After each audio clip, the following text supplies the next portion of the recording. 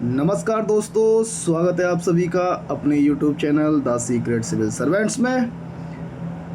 और ये क्वेश्चन कल का ही आगे बढ़ाते हुए कि हम कर रहे थे यूपी में एनजीओ से संबंधित मुद्दे, उनका योगदान एवं उनका प्रभाव। तो एक क्वेश्चन मैंने कल कराया था। ये जो क्वेश्चन है ये है आपका प्रीवियस ईयर का क्वेश्चन पेपर। ये 2020 में जीएस के पेपर में आया था, ठीक है ना, मेंस में। तो आज हम ग्रामीण विकास में गैर सरकारी संगठनों की भूमिका का परीक्षण करेंगे जो यूपी में है, ठीक है ना। तो उत्तर प्रदेश में ग्रामीण विकास हेतु गैर सरकारी संगठनों की भूमिका का परीक्षण कीजिए। तो करेंगे जी परीक्षण। कैसे करेंगे? वैसे ही करेंगे जैसे वक्त से लड़कर जो नसीब बदल दे इंसान वही जो अपनी तकदीर बदल दे। तो यहाँ एनजीओ बदलेंगे ग्रामीण विकास करके ग्रामीण की तकदीर। देखते हैं कैसे बदलते हैं। चलिए, फॉर्मेट हमारा आईबीसी रहेगा और आईबीसी फॉर्मेट के तहत मैंने कल आपको बताया था कि देखो 20 क्वेश्चन अगर एक पेपर में आते हैं और आपका एक सिलेबस का टॉपिक है जीएस का पेपर नंबर 5 में कि आपका गैर सरकारी संगठन। तो गैर सरकारी संगठन की मैंने बोला डेफिनेशन याद कर लो, जो वर्ल्ड बैंक वाली डेफिनेशन थी, हाँ, कि ऐसे सभी संगठन एवं संस्थाएं जो पूर्णतः स्वतंत्रता पूर्वक अपने कार्यक्रमों एवं वित्त का संचालन स्वयं करती हैं। मैंने कहा उसको तुम जो है डेफिनेशन स्टार्टिंग में दे सकते हो, इंट्रोडक्शन। जब अगर हम आईबीसी फॉर्मेट रखते हैं तो इंट्रोडक्शन में आप रख सकते हो। अब 3-4 क्वेश्चन तो पूछेगा नहीं कि एनजीओ से ही 3-4 क्वेश्चन पूछ ले, एक ही पूछेगा। एक के लिए क्यों ना मॉडल तौर पर जो है आप डेफिनेशन के तौर पे उसको रख लो। कीवर्ड की तो डेफिनेशन आपको कट टू कट पता होनी चाहिए एकदम, जिसे वहाँ सोचना ना पड़े और तुरंत लिख दो, है ना। लेकिन मैंने यहाँ उसको दोबारा नहीं लिखा है। एक क्वेश्चन कल कराया था तो मैंने वर्ल्ड बैंक के अनुसार जो गैर सरकारी संगठन की डेफिनेशन थी वो मैंने लिखी थी, लेकिन यहाँ मैंने इसको जोड़ा है क्वेश्चन के अकॉर्डिंग। ठीक, क्वेश्चन आपका क्या था? उत्तर प्रदेश में ग्रामीण विकास हेतु गैर सरकारी संगठनों की भूमिका का परीक्षण करना था। तो गैर सरकारी संगठनों की भूमिका और ग्रामीण विकास हेतु, तो ये दोनों फोकस पॉइंट हैं जिनको जोड़ करके हमें देना है। तो इंट्रोडक्शन कैसे लिखा गया देखो, उत्तर प्रदेश के ग्रामीण क्षेत्रों में विकास की असीम संभावनाएं। अच्छा जी, सरकार के साथ साथ गैर सरकारी संगठन ग्रामीण विकास में महत्वपूर्ण भूमिका निभाते हैं। मतलब सरकार तो है ही, लेकिन सरकार के साथ साथ गैर सरकारी संगठन भी ग्रामीण विकास में महत्वपूर्ण भूमिका निभाते हैं। ये संगठन विभिन्न परियोजनाओं के माध्यम से ग्रामीण विकास में सहयोगी होते हैं। इस तरीके से हमने इसका इंट्रोडक्शन लिख लिया। अब आते हैं हम बॉडी पार्ट पे, और बॉडी पार्ट में हमको देखना है कि कौन कौन से ऐसे गैर सरकारी संगठन हैं जो ग्रामीण विकास में सहायक होते हैं यूपी के। ठीक, चलिए एक मैप हमने बना दिया, जितना हमको लगा कि ये आवश्यक है यहाँ हम बना लेते हैं। जहाँ हमें थोड़ी सी भी डिमांड ना भी हो और हमें लगे कि हाँ है जगह हम बना सकते हैं तो बना देते हैं। जैसे दृष्टि फाउंडेशन नोएडा का, ये गरीब किसानों और मजदूरों की आजीविका के लिए मदद करता है। उड़ान सोसाइटी अलीगढ़ की ग्रामीण विकास से संबंधित है। आचार्य नरेंद्र देव ग्रामोत्थान संस्थान सुल्तानपुर का। आभा महिला सेवा संस्थान ये गाजीपुर का है। कहाँ का? ये वाला, ये आपका गाजीपुर।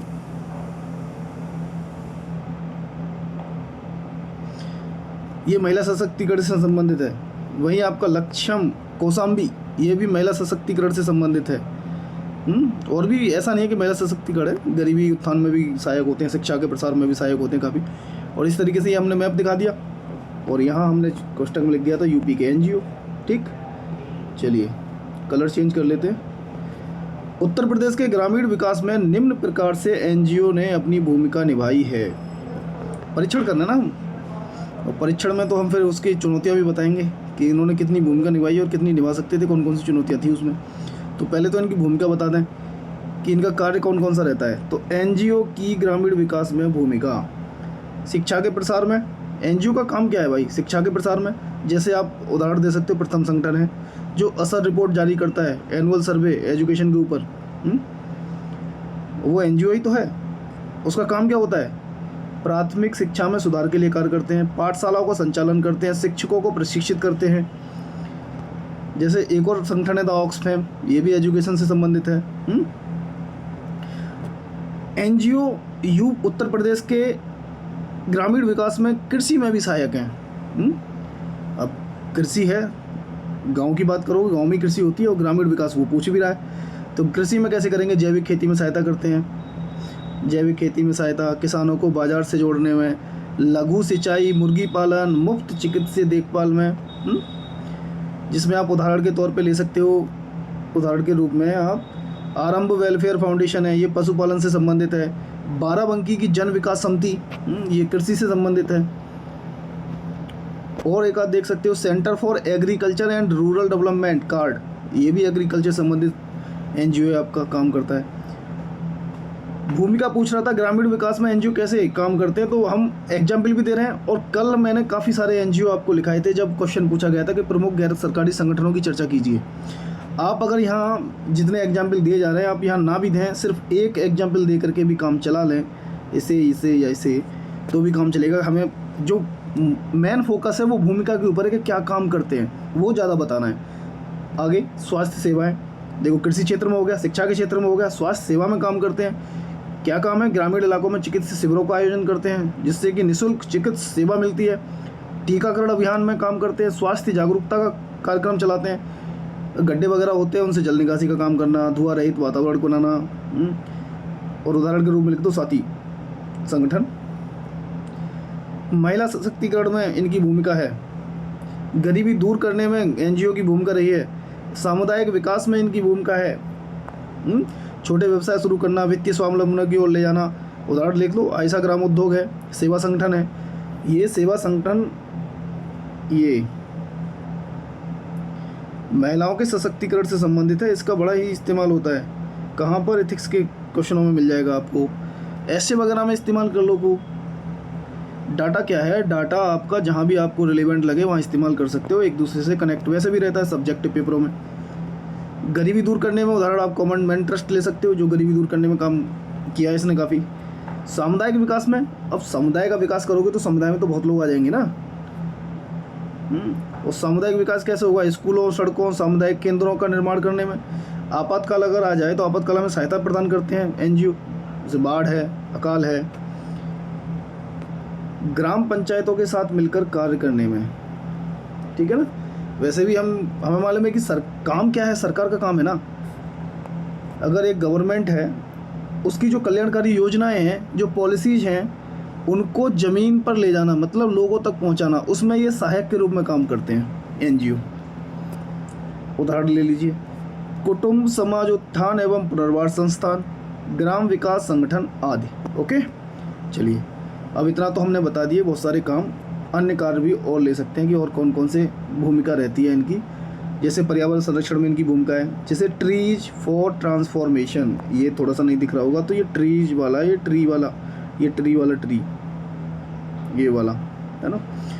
तो ट्रीज फॉर ट्रांसफॉर्मेशन द्वारा वृक्षारोपण किया गया था। खाद्य सुरक्षा में ये एनजीओ तो खाद्य सुरक्षा में भी काम करते हैं। कल हमने एग्जाम्पल बहुत सारे देखे थे, फूड फॉर वृंदावन है ना, ये खाद्य सुरक्षा के लिए काम करता है। अक्षय पात्र फाउंडेशन भी मिड डे मील वगैरह के सुचारू रूप से हेल्प करता है, ये मिड डे मील में, है ना। आगे चलिए, व्यापार और औद्योगिक संवर्धन में भी काम करते हैं एनजीओ। उनकी भूमिका व्यापार और औद्योगिक संवर्धन में भी है। जैसे ग्रामीण उत्पादों का विपणन में सहायक होते हैं, लकड़ी के काम में, छपाई आदि में प्रशिक्षण दिलाने का काम करते हैं। तो ग्रामीण विकास में इन सब का विकास, इनका योगदान है कि नहीं है ना। और उदाहरण के रूप में ले लोगे आप, जैसे इसका हम डाल रहे थे तो इसका उदाहरण भी आप देख सकते हो, आचार्य नरेंद्र देव ग्राम उत्थान संस्थान सुल्तानपुर, और ये मैंने मैप में भी दिखा दिया था ऊपर, ठीक है ना। अब भूमिका है इनकी, ठीक है, क्या ये अपनी भूमिका को प्रॉपर तरीके से निभा पा रहे हैं? क्या इनके समक्ष कोई चुनौतियां नहीं आ रही हैं? वो भी बता दो, 2-4 पॉइंटों में क्या दिक्कत है, क्वेश्चन थोड़ा सा और ज़्यादा बेहतर हो जाता है। चुनौतियाँ ये वित्तीय संसाधनों की कमी है, काम तो कर रहे हैं अपना, सरकारी एवं स्थानीय अधिकारियों के मध्य समन्वय की समस्या है, सामाजिक और सांस्कृतिक बाधाएं हैं। और अगर चुनौतियां तुम्हें और कम लग रही हो और तुम्हें 2-4 और वैरायटी की चुनौतियां डालनी है तो कल वाला जो क्वेश्चन किया था आप उसे देखना ढंग से, उसमें बहुत चुनौतियां दिखाई हैं मैंने। सामाजिक स्वीकार्यता, आर्थिक समर्थन की, संगठन और प्रबंधन की, सरकारी सहयोग की, सीमित क्षमता, खराब नेटवर्किंग और समन्वय की कमी, धन का दुरुपयोग, है ना, देश के बाहर फंडिंग संबंधी मुद्दे जो विदेशी चंदा से संबंधित था वो, मनी लॉन्ड्रिंग, भ्रष्टाचार की समस्या, ये सब चुनौतियाँ हैं। लेकिन देखो वर्ड लिमिट होती है भाई, क्वेश्चन 200 वर्ड का है तो मैंने इसमें बहुत डाटा लिख दिया है, 200 वर्ड से ऊपर जा रहा है, अब ऑलरेडी इतना लिख चुके हैं हम। तो उठा करके जो आपको उचित लगे, वैसे चुनौतियाँ मैंने कल वाले क्वेश्चन में बहुत सारी बता दी थी, उनमें से ही आप उठा सकते हो। अब जब चुनौतियाँ बताई हैं तो आगे की राह में उनका समाधान बताते हुए भी निकल जाओ 3-4 पॉइंटों में। सशक्त साझेदारी और समन्वय हो, स्थानीय समुदायों की भागीदारी बढ़े, CSR फंड का उपयोग हो, ई-गवर्नेंस और डिजिटल साक्षरता को बढ़ावा मिले, ये बढ़ाओ। इससे क्या होगा, और ग्रामीण विकास में NGO का प्रभावी रूप से हम और इस्तेमाल कर सकते हैं, ठीक है ना। इस प्रकार अब क्या होगा, आप कंक्लूड कर दोगे इसको, ठीक है। इस प्रकार NGO प्रदेश सहित देश के विकास में, उत्तर प्रदेश का ही विकास नहीं कर रहे हैं NGO जो यूपी से संबंधित हैं, और यूपी से जो इंडिया लेवल पे संबंधित है। प्रथम NGO का हमने एग्जाम्पल लिया था ऊपर, तो वो तो इंडिया लेवल पे काम करता है, सिर्फ यूपी का NGO नहीं है वो। तो प्रदेश सहित देश के विकास में महत्वपूर्ण भूमिका रखते हैं तथा जनता व सरकार के मध्य सेतु के रूप में काम करते हैं। जनता व सरकार के मध्य किसके रूप में, सेतु, ये एक पुल के रूप में काम करते हैं। सतत विकास के लक्ष्यों को ध्यान में रखकर ग्रामीण विकास में व्यापक सकारात्मक बदलाव लाते हैं ये, ठीक है ना। तो इस तरीके से आप SDG से भी इसको जोड़ सकते थे जब आप और ज़्यादा बेहतर तरीके से करने की कोशिश करते हो। और ये सेतु के रूप में आप दिखा सकते थे, ये पुल के रूप में, कि कौन है ये NGO इधर है, ठीक है, इधर आपका गवर्नमेंट हो गया, ठीक है, और इधर आपका पीपल हो गया, जनता हो गई, है ना। इसके बीच में ये काम करते हैं, इसकी बातें इधर पहुंचाएंगे, इसकी बातें इधर पहुंचाएंगे, दोनों में कनेक्ट कर देंगे। काम इन्हीं का है NGO का। जैसे भी आप ड्रॉ कर सकते हो, दिखा सकते हो और ज़्यादा बेहतर करके, ठीक है। क्वेश्चन तो मैंने कंप्लीट करा दिया, लेकिन अब वही दिमाग में रह जाएगा। वही मैंने आपको बोल दी थी कि पेपर नंबर 5 के लिए घटना चक्र की बुक बहुत बेहतरीन है, क्योंकि उसमें बहुत सारे क्वेश्चन है, बहुत सारी वैरायटी है, ठीक है। तो उसमें तो कम से कम 8 से 9 क्वेश्चन दे रखे थे इस टॉपिक से संबंधित, बट अब कुछ बचा नहीं है उसमें लिखने के लिए। अब क्वेश्चन जैसे भी पूछेगा आप लिख सकते हो, क्योंकि कंटेंट आपके पास होना चाहिए। अब 2 क्वेश्चन मैंने करा दिए, उन क्वेश्चनों से भी आप कंप्लीटली आंसर लिख सकते हो। अब जब ग्रामीण विकास पूछ लिया, उसने स्पेसिफिक पूछ लिया, मैं कहूँ कि वो यूपी का विकास पूछे तो यूपी का विकास, यूपी के विकास में NGO की भूमिका पूछ ले वो, तो अब ये छतरी वाला क्वेश्चन हो गया, बड़ा क्वेश्चन हो गया, इसमें सारे समाहित हो गए। अब यूपी के विकास में क्या ग्रामीण विकास नहीं आएगा? क्या यूपी के विकास में तुम्हारा महिला सशक्तिकरण का नहीं आएगा? बताइए। तो अब क्वेश्चन को महिला सशक्तिकरण से पूछ समझे कि महिला सशक्तिकरण के विकास में जो है NGO की क्या भूमिका रही, महिला सशक्तिकरण में NGO की क्या भूमिका रही, सामाजिक सुरक्षा में NGO की क्या भूमिका है, उत्तर प्रदेश के सामाजिक सुरक्षा संबंधित। तो उन सब क्वेश्चनों को आप कंप्लीट कर लोगे। लेकिन उसके बावजूद भी फिर मैंने 2 पेज का फिर से नोट्स बना लिया। मैंने कहा चलो कुछ बता देते हैं अलग से। कुछ गैर सरकारी संगठन और भी हैं। जब आप गैर सरकारी संगठन उत्तर प्रदेश से संबंधित आप देखोगे, और आप फिर ये देखोगे कौन सा संगठन किस क्षेत्र में काम कर रहा है, किस क्षेत्र में काम कर रहा है, तो वो क्वेश्चन कैसा भी पूछ ले आप कर लोगे। तो कुछ बहुत सारे तो मैंने 2 क्वेश्चनों में लगभग NGO आपको करा दिए हैं। कुछ और प्रमुख NGO जो बचे थे उनको भी देख लो आप इधर। उत्तर प्रदेश के गैर सरकारी संगठन, रामकृष्ण मिशन, ये वाराणसी में बहुत पुराना है ये। यूपी के स्कूलों, मलिन बस्तियों और गांव में आवश्यक स्वास्थ्य सेवाओं पर शिक्षा कार्यक्रम संचालन करता है, ठीक है। अभिनव, ये मुजफ्फरनगर में है, ये सुरक्षित पेयजल और स्वच्छता के बारे में जागरूकता पैदा करता है। अब आप देख पा रहे हो ना इनका काम क्या होता है। जब पूछेंगे इनके उद्देश्य क्या होता है, वही जागरूकता पैदा करना होता है, शिक्षा कार्यक्रम, स्वास्थ्य। तो कंटेंट को आप जैसे भी तोड़ मरोड़ के पढ़ लो, आपको बस प्रस्तुत आने की कला आ जाए कि कैसे प्रस्तुत करना है, क्वेश्चन ने क्या पूछा और हमें कैसे देना है, ठीक है। जैसे दृष्टि चित्रकूट का, तो शिक्षा और वकालत के माध्यम से दृष्टिबाधित लोगों का समर्थन करता है ये, दिव्यांग लोग। एक NGO है आपका श्रमिक भारती कानपुर में, उसका काम क्या है, ये जो NGO है वो ग्रामीण और शहरी समुदाय में काम कर रहा है, ठीक। महिलाओं और बच्चों पर ध्यान केंद्रित करते हुए गरीबों और दलितों को सशक्त बनाने के लिए कार्य करता है ये, ठीक। ओके। हरित का बुंदेलखंड, मैप बना दो, आपको मैंने नाम भी दे रखे हैं, श्रमिक भारती कानपुर में, हरित का बुंदेलखंड में। क्वेश्चन आए तो क्वेश्चन को ढंग से डिकोड करो कि वो पूछ क्या रहा है। कंटेंट आपके पास इतना ही है, और ये सीमित कंटेंट और बेहतरीन कंटेंट है, उसी को आप जैसा पूछे वैसे आंसर के साथ प्रस्तुत कर देना है, ठीक है ना। हरित का बुंदेलखंड हरित क्रांति लाने के लिए गठित किया गया था, और इसका काम है कि जल संचयन, प्रबंधन, फसल अनुकूलन तथा वनीकरण संबंधी परियोजनाओं पर सक्रिय कार्य करता है। भाई NGO का काम ही होता है सरकार के साथ मिलकर के कार्य करना। तो बाकी मैं बताऊंगा आगे। और इसमें भी सार्थक फाउंडेशन है, ये बच्चों को शिक्षा और कौशल प्रदान करता है। उड़ान सोसाइटी है अलीगढ़ की, नीड इंडिया हेडक्वार्टर लखनऊ, ये आजीविका को सक्षम बनाने पर केंद्रित है। एक है एनजीओ वात्सल्य, ठीक है। बहुत सारे एनजीओ के मैंने नाम लिखवा दिए इधर, ऑलरेडी 2 क्वेश्चनों में काफ़ी एनजीओ को हम बात कर चुके थे। ये स्वास्थ्य क्षेत्र में काम करता है, इसका हेडक्वार्टर लखनऊ में है ना, इसका भी हेडक्वार्टर कहाँ पर है, लखनऊ में। चलिए और देख लेते हैं, आपको तसल्ली नहीं होगी वरना आप कहोगी जो है कम रह गया। एनजीओ में एक क्वेश्चन ही आएगा, कैसे भी घुमा के आ जाए आप लिख लोगे। एनजीओ की भूमिका और पूछ लो, वैसे तो एनजीओ की भूमिका मैं पीछे भी बता चुका हूँ आपको। तो देख लेते हैं, ये सामाजिक विकास में काम करता है, शिक्षा और स्वास्थ्य, महिला सशक्तिकरण, पर्यावरण जागरूकता, दबाव समूह के रूप में काम, सामाजिक मध्यस्थ के रूप में काम। अब जब एक तो वर्डों को घुमाने की कला होती है, देखो ये कह दिया सामाजिक मध्यस्थ के रूप में काम, भैया सेतु के रूप में भी तो काम कर रहा था, ऊपर आपने बताया था अभी कंक्लूजन में। तो आपको जो वर्ड उचित लगे, अच्छा लगे, आप उनका इस्तेमाल कर सकते हो। सब्जेक्टिव पेपर की कला यही है कि आप कैसे बेहतर तरीके से और शब्दों को घुमा फिरा सकते हो क्वेश्चन के अकॉर्डिंग। एनजीओ की भूमिका, मानवाधिकार संरक्षण में, सहभागी शासन में भूमिका। अब इतनी सारी भूमिका देख ली, अन्य भूमिका और देख लो, मतलब अन्य तरीके से भी भूमिका लिख सकते हो। एक तो ये तरीका है कि भूमिका पूछे तो आप ऐसे भी लिख सकते हो, एक तरीका ये है कि आप ऐसे भी लिख सकते हो, अलग अलग सेक्टर वाइज। सामाजिक रूप से पूछे तो सामाजिक रूप से आप कई सारी चीज़ें ऐसे करके बता सकते हो। मैं क्वेश्चन पहले भी आपको इस तरीके से कई सारे क्वेश्चन कराए हैं, है ना। अलग अलग डायमेंशन दे सकते हो, सामाजिक रूप से बता सकते हो, सामाजिक रूप में कैसे भूमिका है एनजीओ की, राजनीतिक रूप से कैसे, आर्थिक रूप से कैसे, पर्यावरण रूप से कैसे, तकनीकी रूप से कैसे, कानूनी रूप से कैसे, जो और इतने सारे आपने एनजीओ ऊपर देख लिए, तो आपको ये भी पता है कौन सा एनजीओ किस फील्ड में काम कर रहा है, आप दे सकते हो। उद्देश्य क्या है, अगर एनजीओ बनाए जाते हैं तो क्यों बनाए जाते हैं, उनका उद्देश्य क्या है। उद्देश्य भैया सरकार की हेल्प करना, मेनली तो यही है, पुल के रूप में काम करना। अभी बताया था ना पीछे कि अगर ये मैंने कहा कि ये एनजीओ है, तो एक तरफ अगर गवर्नमेंट है और दूसरी तरफ आपकी जनता है, तो इसका काम देखना कैसा रहेगा। एनजीओ तो पुल के रूप में काम करेगा, इन दोनों के बीच में जोड़ेगा, क्योंकि गवर्नमेंट की स्कीम और पॉलिसी के बारे में जागरूकता का प्रसार करेगा। अब गवर्नमेंट की जो स्कीम रहेगी वो किसको बताएगा, ये बताएगा इनको जाकर के जनता को, ठीक है। और जनता की समस्याओं से सरकार को अवगत कराता है। अब जनता को जो प्रॉब्लम रहेगी इधर, है ना, जनता को जो प्रॉब्लम रहेगी वो ये फिर लौट करके इसको जो है बताएगा।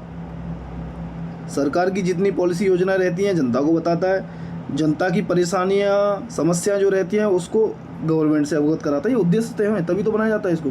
सरकार पर सही कार्यों के लिए दबाव डालता है, स्वेच्छा से भी काम करता है, ऐसा नहीं है कि सिर्फ मध्यस्थ का ही काम कर रहा है, कभी कभी स्वेच्छा से अपने स्तर पर कल्याणकारी कार्य भी करता है। तो ये इनके उद्देश्य रहते हैं, वो उद्देश्य भी बता दिए हमने। क्वेश्चन जैसा भी पूछ ले आप लिख दोगे, बस यही तो है।